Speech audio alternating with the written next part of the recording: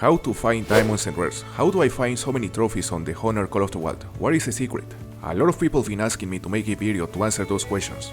So in today's video guys, we're gonna go over my method, the method I use to find so many trophies on the Honor Call of the Wild.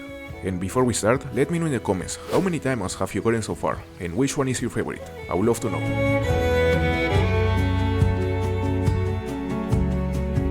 You know, when I discovered this game on Xbox back on 2018, the main reason why I started to love it, and the main reason why I still play it, is because you never know what you're gonna find. The feeling of always being on the verge of finding something amazing is probably the main reason why I still play this game after all these years, 7 years. The chance of stumbling across a trophy is always present. There's always a possibility of a diamond or a rare being around the corner. You can never be sure of when the next monster will show up. There's always a chance. There's always a possibility of something completely unexpected and something you've never seen before to show up in your screen, and that is exciting. I've gotten hundreds and hundreds of trophies while playing this game, but I'm always excited to find the next one. However, in my opinion, even though the feeling of not knowing what is gonna show up next is present on every single game mode, it is way stronger on multiplayer. You know, the fact that every single multiplayer server you join has a completely different animal population with completely different trophies significantly increases the chances of finding something that you currently don't have on your single player map. So even though every single of the tips I'm about to show you can be applied to both single player and multiplayer, the possibilities are simply more on multiplayer. You can perfectly apply this method with great success on your single player map, but I personally prefer to use it on multiplayer for the reasons I mentioned earlier. However guys, before we start with the actual tips, there's something important I need to mention. If you decide to hunt on multiplayer, like I usually do, you gotta keep in mind, there's a chance you'll stumble across modded servers, cheaters, frequent disconnections, annoying players that are simply gonna want to ruin your hunt. So if you prefer to avoid all these issues, simply stick to single player and apply every single of the tips I'ma show you on your own maps. You are also gonna find many trophies, just maybe not as many. So first of all, in order to find more trophies, the first thing you gotta do is to make sure to not do the next things. Never wear a backpack while hunting for trophies. Wearing a backpack can be very useful in some situations, like for example when you are setting up a grind with tents and tripods, but never while hunting.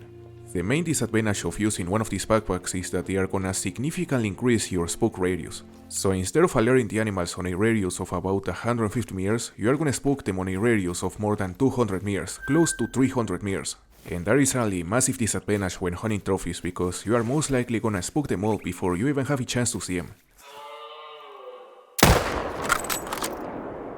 Then the next thing you have to avoid doing at all costs is to use a four-wheeler while hunting. Riding a four-wheeler will essentially spook all the animals on a radius of approximately 500 meters, so you can imagine how many animals and trophies you aren't gonna have a chance to see if you decide to use one of these. You know, these four-wheelers can be extremely useful when needing to travel long distances, but when hunting, they are simply too big of a disadvantage.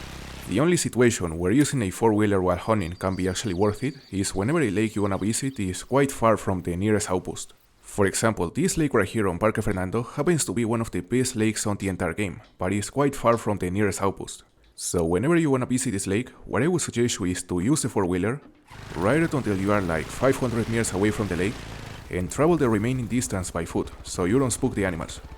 Now, in addition to the things I just mentioned, which are things you shouldn't do while hunting, there are other things that I actually recommend you doing if your goal is to find more diamonds and rares. The first of these things is to set up your perks and skills in a way that is optimized to find trophies. There are many different perks and skills you can choose, but when it comes to finding diamonds and rares, some of them are very important. Alright, so we're gonna start here under the Stalker skills. Under the tier 0 we have Locate Tracks. You are definitely gonna want to unlock all 3 levels of this tier because it makes tracking animals a lot easier, and tracking animals is one of the best ways to find trophies. Probably a great percentage of the trophies you will find while using the method I'ma show you is gonna require some sort of tracking, so having these skills enabled is essential. Then under the tier 1 we have Track Knowledge. I would definitely recommend you to unlock all 3 levels of this skill, especially because the level 3 unlocks the ability to see an estimate of the weight of the animal you are tracking on the tracks, which can be very useful to find potential diamonds while looking for max estimate tracks. Then another very important skill, which also simplifies the task of finding animals, is Connect the Dots. This skill will essentially draw a line between the consecutive footprints of the animal you are chasing, which will be visible inside the hunter mate and inside the map. You know, the main advantage of having this skill enabled is that it's gonna make harder to lose the trail of the animal you are chasing. Then Soffit is another skill that I would really suggest unlocking, since it basically reduces the noise you generate while moving through vegetation such as grass, leaves, bushes, shrubs, and foliage.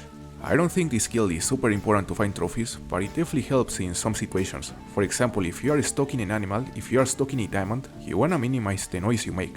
And it's the same case for this improvised blind skill, which further decreases your visibility when inside large bushes or shrubs. It's also great for stalking. Now, going over the skills inside the ambusher section, the one that I think is essential, the most important skill within the section by far in my opinion, is this one, spotting knowledge.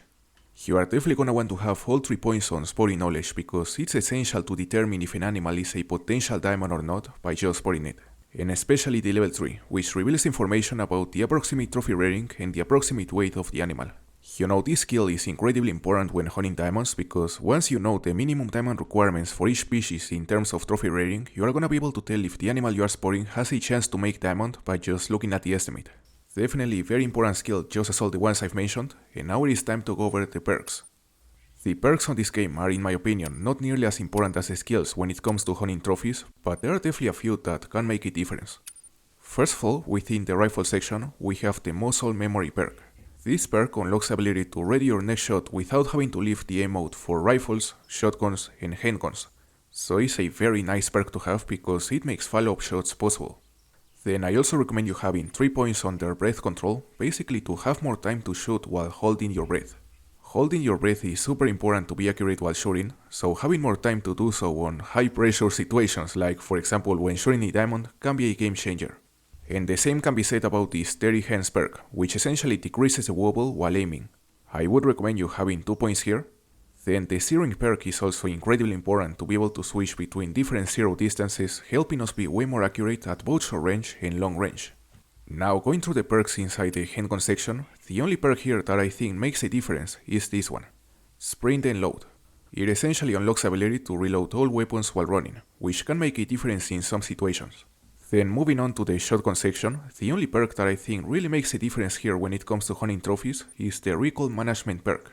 I would really recommend you having all 3 points on this perk because it drastically reduces the recoil while shooting, which can make a huge difference when shooting multiple targets. Now going over the archery section, I don't think any of the perks here are essential for finding trophies, but some of them can be helpful. So you can take a look here at all the perks I have unlocked. Now guys, going over the actual important stuff, going over my secrets on how to find more diamonds and rares on the Honor Call of the Wild, the first tip I have for you, which is very important, is to, before starting any hunt, choose the species you wanna hunt. Like literally, choose 2 or 3 species because the approach you have to take to find one species can be very different to the approach you have to take to find other species. So it's also very important for you to know the species you wanna hunt.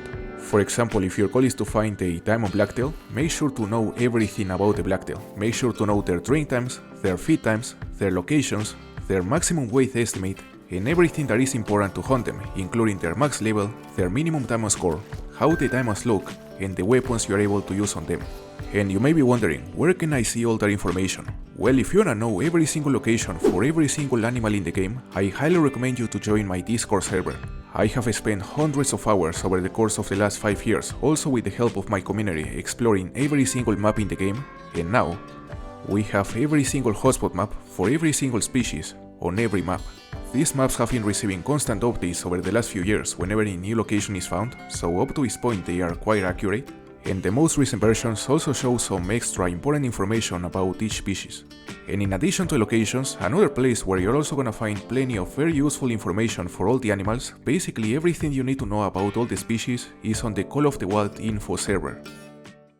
Now guys, once you know everything related to a species you wanna hunt, the next thing I would suggest you doing, which is also very important, is to pick the hotspot map for the species you wanna hunt. Choose 5 areas, 5 locations, could be 5 different lakes or 5 different sections of the map, depending if the animal has a drink time or not, and simply go visit them at the recommended time that appears on the hotspot map. Which brings me to the next step. Let's say we wanna hunt moose on Layton Lake. We are gonna choose a server at the moose drink time, from 1200 to 1500. We join the server, and having already an idea of the locations we want to visit, we are gonna open the map, and we're gonna take a close look at each of those locations to see if they have any moose zones on them, drink zones. If any of those locations is full of drink zones, that means that it's already explored, and the chance of having a diamond there is very slim. So you're gonna want to focus on the locations that are completely empty, or at least without a single zone of the species you wanna hunt. For example, this whole section of the river doesn't have a single moose drink zone, so it's a great option. Normally from the 5 areas I recommend you choosing per species before joining any session, maybe 2 or 3 of them will be completely unexplored, so focus on those. And in case not a single of the locations you chose is unexplored, simply go to a different session, to a different server, or choose a different species. Now guys, the next step of this method. The next important step of this method to find trophies is that whenever you're about to visit a location, especially a lake, you gotta be careful to be able to spot all the animals that are drinking there. You know what I do is that whenever I am about to visit a lake, let's say I'm starting on this outpost and I plan to visit this lake, I place a marker right at the edge of the lake, right here. Then I start running towards the lake, checking all the tracks in the process just in case there's a max estimate in the area. And whenever I'm about like 200 meters away from the lake, I stop running, I start walking, and this is where you gotta be patient because the animals are gonna be at the edge of the lake, some are gonna be covered by bushes, some are gonna be behind others. So you gotta take your time to spot all the animals that are drinking on this body of water, without spooking them. It may not be the quickest process, you may want to start running, but keep in mind you never know if a diamond is around the corner, and you can easily spook them if you make too much noise, and never see them. And remember guys, you gotta know what a potential diamond looks like. You have to know the max level of the species you are hunting, you have to know the max estimate of the species you are hunting, and also you gotta know how the rares look like. For example, in the case of the blacktail, let's check the hotspot map. Let's head over to the hotspot map section inside my Discord server. Here we have the latent maps, and here's the blacktail map. Now here on the blacktail map, we can see their max level is level 5 medium. Their train time, which is the recommended time to check all these locations, runs from 1600 to 2000. Their minimum diamond trophy rating is 177.58. Their max weight estimate is 81 to 95 kilos. And down here, we can see every single fur variation for the blacktail, including the piebald, which is a rare, the albino and the melanistic, which are very rare, and the rest which are commons. So having all this information, of course the thing you wanna spot while searching on any of these areas is either a level 5 blacktail or a rare blacktail. However, another important thing you gotta keep in mind is that the great majority of the species that make diamond at level 5 can also make it at level 4, and the blacktail is one of them. So you may be wondering, how am I supposed to tell the difference between a regular level 4 and a diamond potential level 4? Well, the answer to that question is first of all by paying attention to the trophy estimate, because knowing the diamond score for the blacktail is around 177, the top estimate on the trophy estimate has to be above that score, above 177. The higher above that score it is, the higher the chance of it being a diamond. You know, the actual score of the animal will be anywhere within the range of the trophy estimate, but obviously the closer the range is from the diamond score, the better. Then, apart from looking at the trophy estimate, the second way to be able to tell if an animal below max level has the potential to make diamond is by looking at the rack. You have to know how the diamond racks look. How do I know how the diamond racks look? Well, what I would suggest you is to either look for examples by looking for pictures on the internet, on Google, or by looking for examples on YouTube. For example, you can search Diamond Blacktail Call of the Wild on Google, look for images, and here we have examples of many diamonds, and actually the first one is a level 4 diamond. This is what a level 4 diamond blacktail looks like. So whenever you spot a level 4 blacktail that has a trophy estimate that goes above the minimum diamond score, which is 177, and has a rack similar to this one, make sure to shoot it, because it has a real chance to make it. And the same applies for the majority of the antlered and horn species. You gotta do some research to be able to tell what is a diamond and what isn't, regardless of the level. Now guys, after hearing every single of the tips I've mentioned so far, you may be wondering, what about the species that don't have a train time? What about the jackals? What about the rabbits? What about the leopards? What is the best strategy to find diamonds for those species? Well, after playing this game for roughly 7 years, I can definitely say that the species that don't have a train time are by far the hardest diamonds to find on this game, simply because you are never gonna find them concentrated drinking on a single location, like other species. The population of these animals will usually be quite spread out around their home range, or maybe even around the entire map. Finding their zones consistently can be pretty difficult for that simple reason, and especially in the case of the species that inhabit the entire map. So the strategy I use to increase my chances of finding diamonds for all those species is to of course move within their habitat, move within the areas where they have a chance to have zones. For example, let's say we wanna hunt jackals on Borjonga Savannah. The jackal doesn't have a drink time, so it's a good example. And as you can see here on the hotspot map that is available inside my Discord server, the jackal inhabits all these areas. Realistically, you aren't gonna be able to check, and you don't want to check this entire area on every single session you visit if your goal is to find a diamond jackal. What you want to do is to choose an area, choose a section of this red area and try to explore it on as many multiplayer sessions as you can. That is what I do. How do I explore it? Well, this is exactly a kind of situation where it doesn't matter if you keep running all the time, because what you want to do is to try to cover as much terrain as possible, looking for tracks. Simply try to find as many tracks as you can by just running around through the area you chose, with the only goal of finding max weight estimate tracks. The max weight estimate tracks are the tracks that you actually want to follow, because those are the ones that have a chance to lead you to a diamond. And in the case of the jackal, for instance, the max weight estimate is 12 to 14 kilograms. So if you're looking for a diamond jackal and you stumble across a track with this estimate, make sure to follow it. Those are exactly the kind of tracks you wanna find. So as I mentioned earlier, it's very important to learn the max estimates of the species you are chasing. It could take a while for you to stumble across a max estimate track of whatever species you are looking for, especially in the case of some of the harder species like the jackals, the leopards and the rabbits, but eventually it will happen. Eventually one of those tracks will lead you to a diamond. Finding one of these harder diamonds that don't have a train time can definitely take a while, so focusing on them is certainly not the best option if your goal is to simply find more diamonds. In that case, you are definitely better off just focusing on the species that actually have a train time. Now guys, one of the most common and challenging situations you are gonna encounter while looking for diamonds and rares is when, for example, you spot an animal, you spot a rare animal or a diamond animal and it is already fleeing. This is a situation that happens a lot on multiplayer and that forces you to track the animal down in order to be able to shoot it.